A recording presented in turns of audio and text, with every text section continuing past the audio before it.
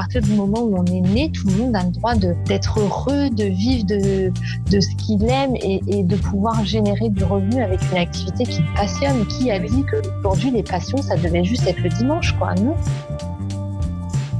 Bonjour et bienvenue sur le podcast des Cascadeuses qui fait parler les femmes entrepreneurs. Aujourd'hui, j'ai le plaisir d'échanger avec Angèle, une jeune femme téméraire, engagée, couturière autodidacte, sensible à l'écologie. Elle a créé la marque Fieldream, des produits du quotidien zéro déchet. Alors, bonjour Angèle.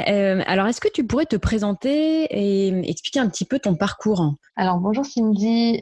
Oui, donc moi, je m'appelle Angèle, j'ai 29 ans et donc j'ai créé la société Fieldream, qui est une entreprise donc de produits zéro déchet en textile. Et mon parcours, en fait, je suis pas du tout issue du milieu entrepreneurial. Je suis issue d'une formation paramédicale, mais en fait, au gré des années d'expérience professionnelle, je ne parvenais pas à m'épanouir dans les différentes activités que j'exerçais. Et suite à une expatriation en Afrique qui a été assez révélatrice pour moi, j'ai eu envie de créer et d'exercer une activité qui fasse pleinement sens pour moi. Et c'est comme ça que j'en suis arrivée à créer Fieldream.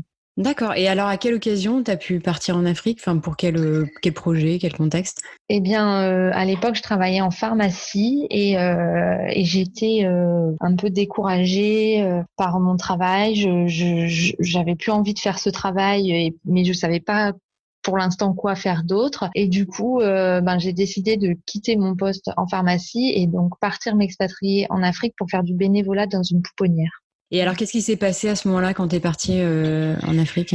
Je suis partie toute seule à 6000 km de tout le monde. Donc, du coup, ça a été un peu une reconnexion à soi-même avec des prises de conscience, d'autant plus que la vie en Afrique n'est pas du tout la même que la vie en France. Et ce choc un peu culturel et éducatif a été pour moi assez révélateur. Ça a remis les choses un peu à leur place. Et du coup, je me suis rendu compte vraiment de ce qui était essentiel à la vie.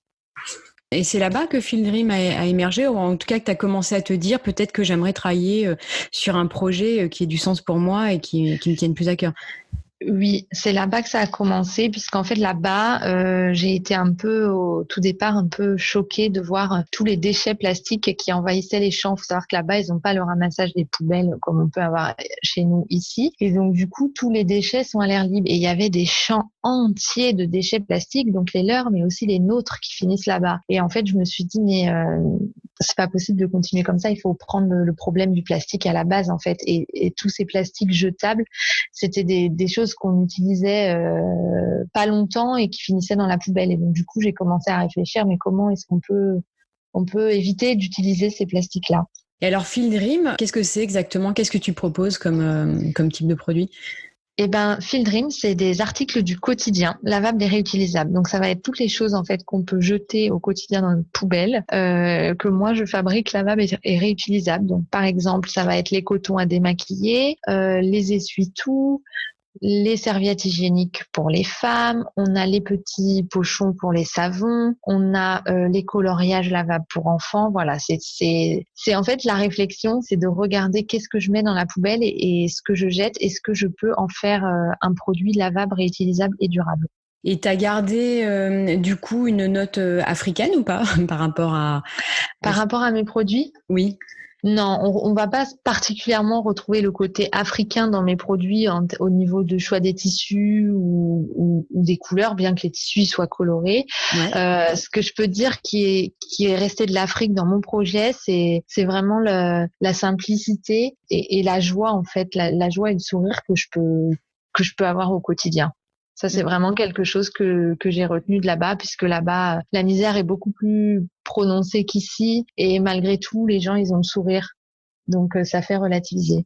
Ouais, c'est sûr. En quelle année as-tu lancé Fieldream ? J'ai lancé Fieldream en 2018. Et alors, comment ça s'est passé concrètement ? Toi, tu viens de la pharmacie, c'est un secteur que tu connais pas forcément.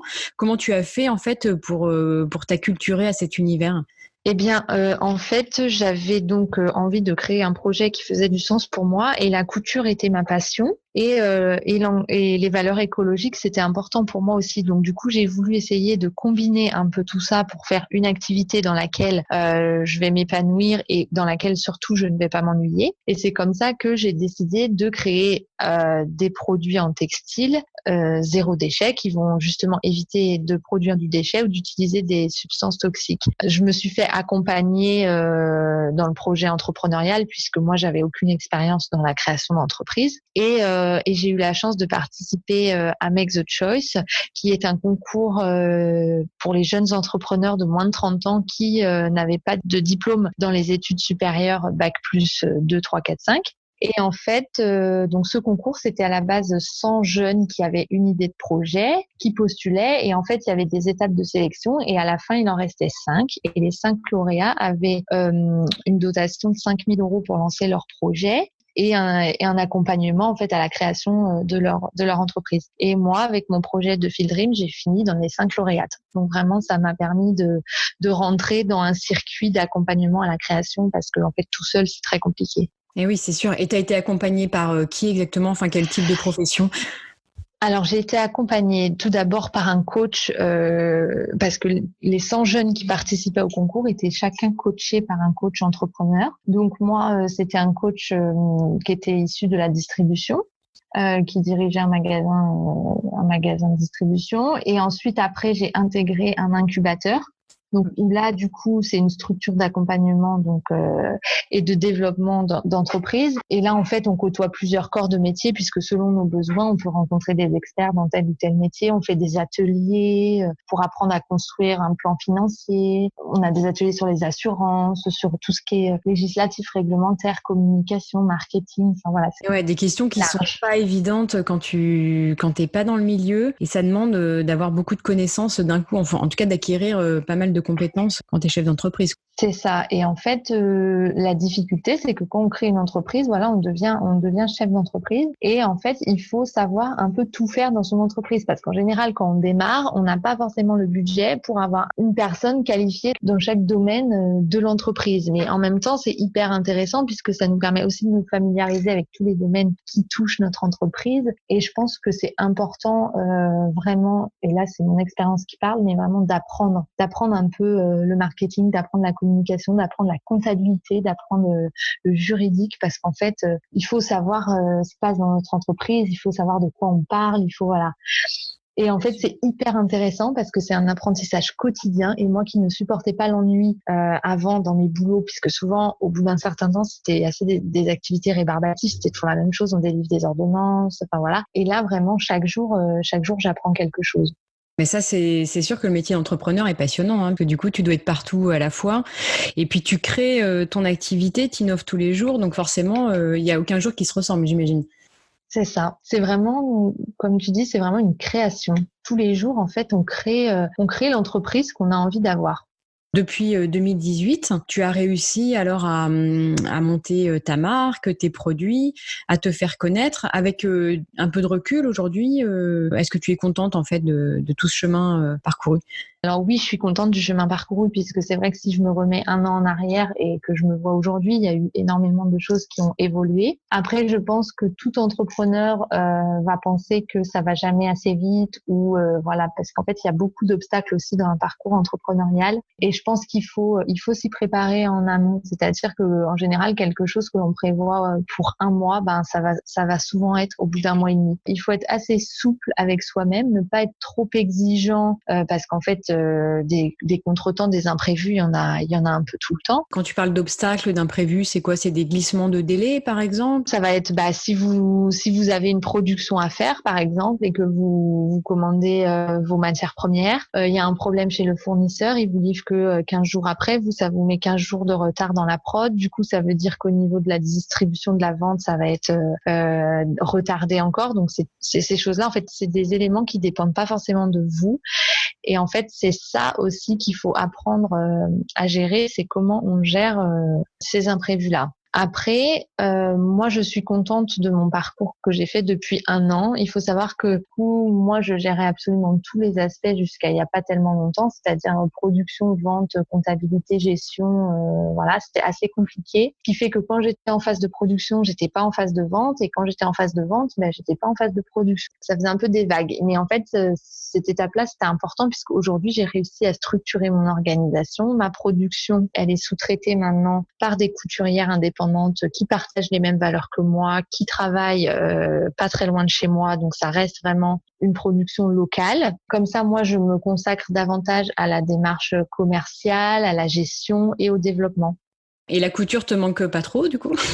La couture, finalement, j'en fais toujours un peu parce qu'il y a certaines choses que je garde pour faire à moi-même, et il y a tout le processus des prototypages aussi pour sortir les nouveaux produits. Tout ça, ça reste moi, c'est invention, on va dire. Et alors, est-ce que, du coup, l'avènement du digital t'a bien aidé à développer ton activité? Est-ce que tu utilises beaucoup les canaux digitaux, les réseaux sociaux, etc.? Je commence à utiliser les réseaux sociaux, c'est-à-dire que j'étais pas une adepte, j'étais plutôt partisane des moments physiques, des relations physiques, de contact avec les clients. Mais aujourd'hui, le digital pour moi c'est un élément hyper important à prendre en compte et qu'il faut pas forcément critiquer, puisque pour moi ça peut être très positif. Ça permet aussi de faire rencontrer des gens qui ne se seraient pas forcément rencontrés dans la vie comme ça.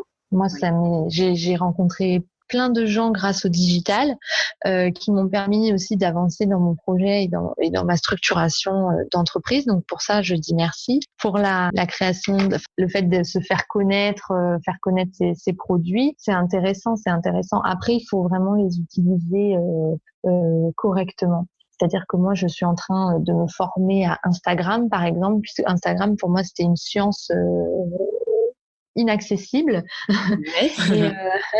Et en fait, j'apprends chaque jour comment fonctionne Instagram, les hashtags, qu'est-ce qui va faire que les gens ils vont voir notre publication, voilà. Et ouais, c'est intéressant. Puis ça peut être un bon complément aussi, ne serait-ce que pour tenir informés les gens qui s'intéressent à tes produits, de ton quotidien. Tu gardes quand même du lien grâce aux réseaux sociaux. Tout à fait. Et d'ailleurs, c'est aujourd'hui, c'est quasiment le seul moyen, je pense, qui permet d'établir un lien avec les gens, puisqu'aujourd'hui, il y a quand même 90% des gens qui sont connectés. Sans ça, c'est difficile d'entretenir un lien. Et puis après, les mails, les campagnes d'emailing, il y a peu de gens qui ouvrent tous les emails qu'ils peuvent recevoir, alors que les publications sur les réseaux sociaux, si la photo leur plaît ou si voilà, ils vont s'arrêter dessus. Donc pour moi, c'est intéressant. Oui, sans être intrusif comme Voilà. la newsletter ou l'emailing. C'est vrai qu'on est bombardé, donc c'est difficile de se démarquer aussi aujourd'hui. C'est ça. Est-ce que pour toi, en tant qu'entrepreneuse, le réseau est important? Alors déjà ta famille, tes amis, et puis après le réseau d'experts qui t'entourent. Est-ce que c'est quelque chose sur lequel tu mets l'accent et que tu as essayé de construire? Oui. C'est très important puisqu'en fait, quand on est entrepreneur, on est quand même relativement souvent seul. C'est-à-dire que pour toutes les prises de décision, on est toujours tout seul. Donc, c'est quand même intéressant sur tous les autres aspects de pouvoir se sentir moins seul. C'est-à-dire, l'entourage déjà, c'est essentiel. Hein. C'est-à-dire que c'est important aussi d'avoir le soutien de ses proches. C'est quelque chose qui va aider à avancer chaque jour, à mettre un pied devant l'autre parce qu'il y a aussi des grands moments de découragement quand on entreprend. Donc, en général, dans ces moments-là, c'est la famille qui redresse et qui remet un coup de pied aux fesses. Et oui, est-ce qu'ils ont bien accueilli ton projet et justement, est-ce qu'ils ils te soutiennent à 100% dans ta démarche? Alors au tout départ, ça a été mitigé puisque quand j'ai lancé l'idée que je voulais créer une entreprise en faisant de la couture zéro déchet et que j'allais quitter mon emploi, ils se sont dit oh là là, mais dans quoi tu t'embarques? Jamais tu pourras vivre de cette activité-là, voilà. Et en fait, ce qui a tout changé, encore une fois, c'est Make the Choice puisque en fait, grâce à ce concours, au fur et à mesure que je passais les étapes de sélection, il faut savoir qu'au départ, on était quand même 120, je crois. Ah ouais. Ça m'a crédibilisé vis-à-vis d'eux et même vis-à-vis de tout le monde d'ailleurs. Voir que j'ai pu arriver dans les 5 lauréates alors qu'au départ il y avait plus d'une centaine de projets. Oui, ça a montré qu'il y avait des gens qui portaient un intérêt à ce que je faisais et du coup ça les a rassurés. Et aujourd'hui, oui, c'est un soutien sans faille. L'idée d'être entrepreneuse, indépendante, c'était une idée que tu avais déjà eue plus jeune? Ou alors est-ce que ça s'est fait comme ça au fil de l'eau? En fait, c'est pas forcément une idée que j'avais plus jeune, c'est-à-dire que j'ai toujours par contre été quelqu'un qui avait du mal avec la privation de liberté un peu, c'est-à-dire que pour moi ça a toujours été compliqué d'être enfermé de telle heure à telle heure dans un espace de travail. Pour moi aussi, après entreprendre, il fallait avoir un talent particulier pour créer une structure, une entreprise. Et ça, bon, aujourd'hui, je sais pas si on peut parler du fait que j'ai un talent particulier, mais en tout cas, j'avais pas l'idée à l'époque. Et du coup, c'est pour ça que je suis toujours restée en structure. Et voilà. Et le jour où j'ai eu l'idée, ben, j'ai sauté sur l'occasion parce que je sentais que c'était ce chemin-là. Oui, et du coup, bon, c'était quand même dans un coin de ta tête de dire pourquoi pas être entrepreneur, mais il faut trouver l'idée, quoi. C'est ça. Est-ce que l'image de la cascadeuse évoque quelque chose pour toi? Pour moi, la cascadeuse, c'est un peu la warrior, quoi. C'est celle qui va parfois tomber, mais qui va se relever, qui va prendre des risques, qui va parfois aller vers l'inconnu et qui va y aller. C'est un peu la téméraire. C'est ça. Et tu t'y retrouves dans cette image en tant qu'entrepreneuse? Oui, oui. Vu tout ce qui s'est passé depuis, on va dire, ça fait 1 an que j'ai créé l'entreprise, mais ça fait un peu plus d'1 an et demi que je suis sur le projet. Vu tout ce qui s'est passé durant ces 18 mois-là, oui, je pense que je suis un peu téméraire parce que j'aurais pu arrêter 150 fois. Mais oui, bah il y a de la prise de risque, c'est pas toujours évident. Comme tu dis, t'as des moments de stress dans ta journée, il faut pouvoir les gérer aussi. C'est ça. Et du coup, qu'est-ce que ça a changé dans ta vie de concilier en fait tes aspirations personnelles et professionnelles?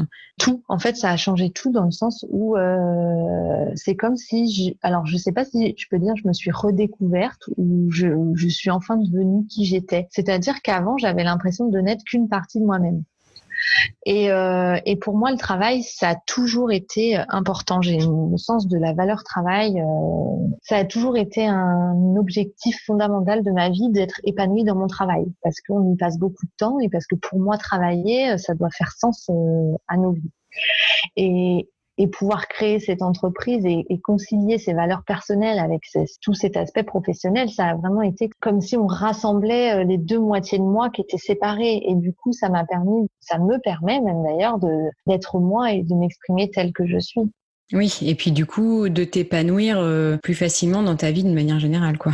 C'est ça. En fait, il n'y a plus la distinction entre ma vie et mon travail. C'est un plaisir, en fait. Tout simplement, du coup, en fait, ma vie, c'est beaucoup de plaisir. Mais oui, parce que tu sais pourquoi tu le fais. Et cette idée d'améliorer le monde, d'apporter en fait ta petite pierre à l'édifice pour que les choses aillent dans le bon sens, ça doit être très gratifiant aussi au quotidien de te dire que bah, tu essaies d'œuvrer pour un monde meilleur. Oui, c'est gratifiant, mais ça flatte pas mon ego en fait. Si tu veux, je suis pas quelqu'un qui veut se mettre en avant parce que je fais telle ou telle action. En fait, ce qui est gratifiant, c'est juste le fait de pouvoir me dire que je travaille chaque jour pour ce que je souhaite le plus au monde. Et pour moi, c'est cette transmission, c'est ce partage et ces valeurs là de respect de la planète, de l'environnement, enfin de la nature. Pour moi, c'est des choses qui sont tellement en moi, tellement essentielles pour moi que d'avoir l'opportunité en fait de pouvoir les partager et de les vivre avec d'autres personnes, ça fait plaisir. C'est vrai que c'est une cause pour moi qui reste noble puisque c'est vraiment une activité pour moi altruiste, c'est-à-dire que je pense tout le monde quoi, je pense à tous les habitants de la planète, aussi bien les humains que les animaux, que les poissons, que les arbres et puis voilà. Et en fait cette empathie que je peux avoir pour l'humanité, ça me fait plaisir mais parce que c'est mon moi profond en fait. Et du coup, toi, tu te sens plus aligné. C'est exactement, c'est cette notion d'alignement, de se sentir aligné entre ce qu'on est, ce qu'on pense et ce qu'on fait. En fait, c'est cette corrélation entre ces trois choses qui fait que on est bien et c'est ce qui fait aussi que dans les moments où on est découragé parce qu'en fait avoir une entreprise, voilà, c'est hyper dynamisant parce qu'on fait quelque chose qu'on aime, mais il y a aussi des contraintes parce qu'on fait pas non plus ce qu'on veut avec une entreprise, voilà. Et dans les moments où ça va moins bien, il faut toujours se souvenir pourquoi on a fait ça. Et moi, dans les moments où ça va moins bien, je pense à tous mes clients que j'ai eu jusqu'à présent, tous ceux qui m'ont encouragée. Je repense à l'Afrique, je repense à la satisfaction que je peux ressentir quand je sors un produit, quand je sors une production. Enfin voilà, tout ça, c'est ce qui permet de se recentrer. Est-ce que tu as une petite phrase, un leitmotiv ou quelque chose, en fait, une petite phrase qui va te rebooster dans la journée quand tu as besoin Oui, ça, c'est une phrase sur les limites, nos croyances limitantes. Et du coup, la phrase, c'est: il n'y a pas de limite autre que celle que l'on se donne. Voilà, donc en fait, l'horizon est ouvert et on peut faire ce qu'on veut, quoi. En Et fait, tout est possible. tout est possible. Donc voilà, comme ça, quand tu as des moments de blues, tu sais que tu peux le surmonter et que en fait, tout est possible, quoi. Oui, il faut juste croire en soi. Toi, là, avec du recul, est-ce qu'il y a des choses que tu ferais différemment? Oui et non en fait, parce que finalement, tout ce que j'ai fait, ça m'a permis d'apprendre énormément. C'est-à-dire que j'ai fait des erreurs au niveau de l'organisation, au niveau gestion, tout ça. Mais en fait, je ferais différemment parce que ça m'éviterait de perdre du temps. Mais en fait, ce temps, il n'a pas forcément été perdu. C'est du temps où j'ai appris. Et en fait, ça m'a permis aussi aujourd'hui d'être comme je suis. En fait, c'est toujours facile de dire, si j'avais su, j'aurais fait autrement, parce que du coup, avec le recul, on voit ce qui n'a pas été. Mais quand on est dans le truc, les décisions qu'on prend, au moment où on les prend, c'est les bonnes, quoi. Parce que c'est celle qui te semble la plus juste avec les informations que tu as à cet instant-là. Ouais, c'est ça. Puis avec ton vécu, Voilà, ton c'est expérience, et ça. puis après, tu grandis, et puis effectivement, tu améliores, tu réajustes au fil de l'eau. C'est ça. Et pour moi, se dire j'aurais fait différemment, c'est un peu dire je regrette d'avoir fait comme ça. Et moi, je veux pas du tout vivre avec une notion de regret ou quoi. Ce que j'ai fait, je l'ai fait consciemment, avec les éléments, encore une fois, que j'avais au moment où j'ai pris ces décisions-là. Et que dans ces instants-là, je ne voyais pas faire autrement. D'accord. Et est-ce que toi, enfin, j'appelle ça un super pouvoir en rapport avec la cascadeuse, mais est-ce qu'il y a une force en toi ou quelque chose dans lequel tu puisses ton énergie? Alors, je pensais par exemple de la méditation ou un talent particulier ou quelque chose en fait qui te permet de te ressourcer. Alors, je suis quelqu'un de très déterminé. Si je veux quelque chose, en général, je m'arrange toujours pour pouvoir l'obtenir. Je peux parfois baisser les bras, mais ça dure pas longtemps, ça remonte très vite et ça remonte puissance 10 000. C'est quelque chose qui est assez intéressant. Après, pour me ressourcer, oui, tout ce qui est méditation et balade dans la nature. Enfin, moi, c'est vraiment la nature, c'est ma source d'énergie number one, quoi. C'est marrant parce que c'est assez unanime. Toutes les entrepreneuses que j'ai pu interviewer, elles ont toutes besoin de se ressourcer, justement ce côté nature et pour leur redonner de l'énergie. Et justement, on parlait d'alignement, ça leur permet aussi de se recentrer, de s'aligner. Et je crois que c'est vraiment une très belle source d'énergie. On trouve tout ce dont on a besoin dans la nature. Aujourd'hui, on a créé des tas de besoins artificiels, des tas de voilà. Aujourd'hui, on peut vous mettre un casque sur les oreilles en vous disant ça va vous relaxer, ça va vous déstresser, machin, ou on peut vous mettre une ceinture sur les cervicales, enfin un truc sur les cervicales pour vous masser ou quoi. Mais en fait, vous allez juste balader, marcher dans la nature, vous mettez les pieds dans l'eau, vous observez la beauté des choses qui vous entourent. Mais en fait, moi, quand je suis dans la nature, j'ai plus aucun problème, quoi. Tout va bien. C'est vrai, hein, quand on revient de balade, en général, on est complètement déstressé, on a l'esprit aéré et tout va beaucoup mieux, quoi. C'est ça. Et hier, je suis allée passer la matinée dans la calanque de Sugiton, qui est tout près de chez moi, et c'était juste génial, quoi. Et puis c'est magnifique en plus là-bas, c'est vraiment un coin extraordinaire, quoi. Tu reviens de ta balade, forcément, même tu as plein d'idées, tu es beaucoup plus inspirée. Et c'est ça, parce qu'en fait, pour aller jusqu'à la Calanque, il y a 1 heure de marche. Et en fait, sur le chemin du retour, j'avais des questions qui me taraudaient depuis des semaines, même pour certaines. Et sur le chemin du retour, les réponses, elles me sont venues comme ça. Voilà, j'avais les réponses à mes questions. Et pour moi, faut pas oublier d'où on vient, quoi. On vient pas d'un ordinateur, on vient pas, voilà. C'est super le numérique, c'est super le digital. La technologie, pour moi, c'est un outil aujourd'hui en 2019 qui est fondamental, mais il faut vraiment l'utiliser consciemment. En fait, pour moi, tout est dans la conscience. Il faut sans arrêt se remettre à sa place, quoi. D'où on vient, pourquoi on fait ça, quels sont vraiment nos réels besoins. Et alors, en parlant de sources d'inspiration, est-ce que toi, tu as eu des livres ou des podcasts ou, je sais pas, des films qui t'ont marqué, qui ont un peu changé ta vie d'entrepreneuse? Alors, des livres qui m'ont beaucoup aidé sur le plan personnel, ça a été les livres de Laurent Gounel Ouais. et de Frédéric Lenoir. Ouais. des livres que j'ai dévorés. Voilà. Et un film qui m'a marqué dans ma vie d'entrepreneuse, c'est Bohemian Rhapsody, avec l'histoire de Freddie Mercury, notamment le passage quand ils présentent sa maquette et que le mec est pas du tout emballé et qu'il se dit pas grave, c'est pas toi, je trouverai quelqu'un d'autre, et qu'en fait son truc ça faisait fureur, quoi. C'est juste il croyait en ce qu'il faisait, il croyait en lui, et puis voilà, il avait pas de limite, pas de limite, il est allé et ça et pas de doute, quoi. Du coup, pas de doute, c'est ça. L'image que Freddie Mercury me donne, c'est en fait, il rayonne. Il y en a qui vont dire qu'il est arrogant ou quoi, mais non, en fait, il rayonne juste l'alignement avec lui-même. Il a confiance en lui, il a confiance en ce qu'il fait, et du coup, il n'y a pas de problème. Et puis ces musiques sont magiques, quoi. Voilà.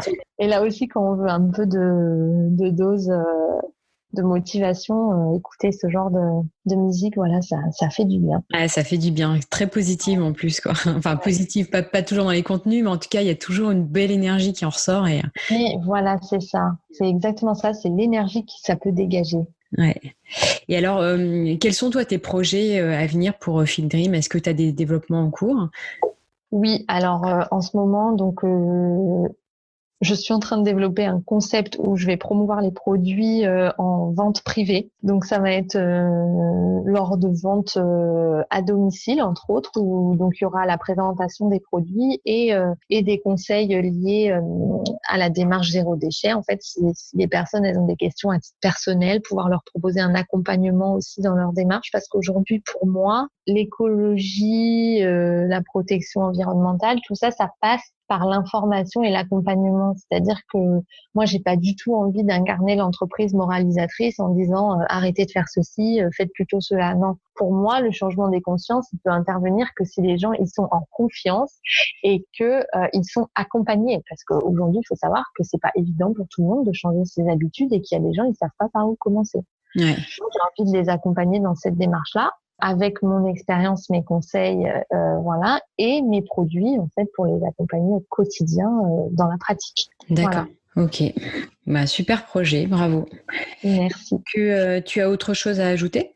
Eh ben, moi, je voudrais juste encourager toutes les cascadeuses à continuer de faire des cascades et toujours se relever, parce que la résilience, c'est une qualité d'entrepreneur que tout le monde peut avoir, que tout le monde peut développer.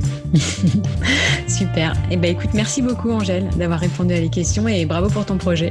Merci beaucoup, Cindy. Vous pouvez retrouver tous les produits fabriqués par Angèle sur son site internet fielddream.fr et suivre sa vie d'entrepreneur sur les comptes Facebook et Instagram de la marque. Si l'épisode vous a plu, n'hésitez pas à le faire savoir par des étoiles ou un commentaire.